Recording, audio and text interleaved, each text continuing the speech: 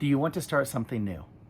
I named today's devotional this because I'm thinking about doing something new, and I've often done this in my life, and I love it, and it challenges me. You see, I've been working on this devotional, this 3-minute devotional, and it was much longer in the beginning for 3 or 4 or 5 years now, and I love it.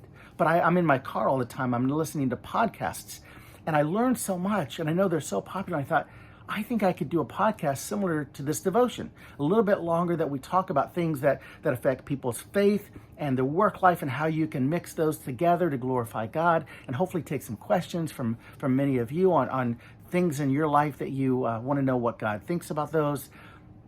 But then I had to think, why am I wanting to do this? Am I wanting to do this to help others, which I know I believe I could, or am I really doing it because of pride?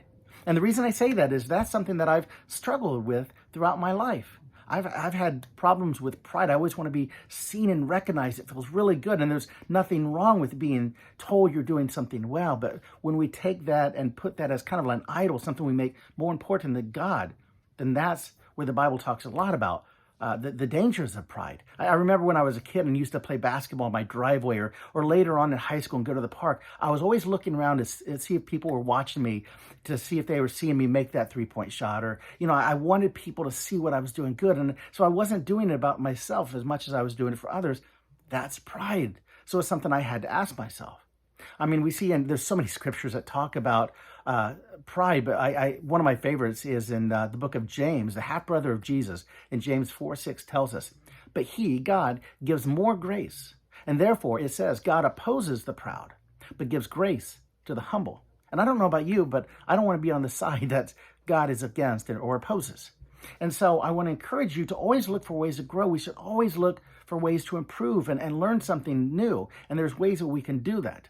And so, most importantly, as Christians, if you call yourself a Christian, we need to figure out how can we utilize that to glorify God, because that's our ultimate responsibility, is glorifying God and sharing our faith with other people. So there's a few things I think we can do in our lives to do this today if we want to start something new. Number one, are we praying to God about it? Are we asking his advice? Are we listening to it?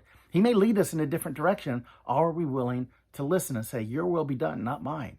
That's the number one way we need to do. We need to talk to God. We need to communicate with our Father in heaven. Number two, we need to ask close friends and family, people that you trust, people who have the same values and morals. So as a Christian, I would talk to another close Christian friend I trust and say, what do you think about this? Do you think I'm doing it for the right reasons? And get their advice. They can give us great advice. And thirdly, we just need to start. Sometimes we put things off because we think, oh, when the kids get a little bit older, when this activity is done, when I have more time for this, when the situation is perfect. Guess what? The situation is never going to be perfect. Start. Sometimes you just have to start. And then it's just doing a little bit every day on a consistent basis. Try to do 2%. It could be 2 to 3% per day to start it. But just start it. So you need to ask yourself today, as I started the devotional, do you want to start something new? It's never too late. No matter how old you are, it's never too late. Have a great day.